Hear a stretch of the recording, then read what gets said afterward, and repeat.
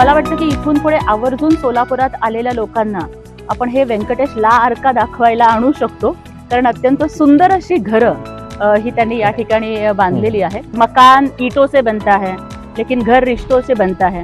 मला वाटतं की त्यांनी जी जिद्द, चिकाटी आणि त्यांचा प्रामाणिकपणा आणि या सगळ्या गोष्टीतलं सातत्य, त्यामुळे नक्कीच इथे राहायला येणाऱ्या प्रत्येकाला ते घर पण मिळणार आहे असा विश्वास वाटतो.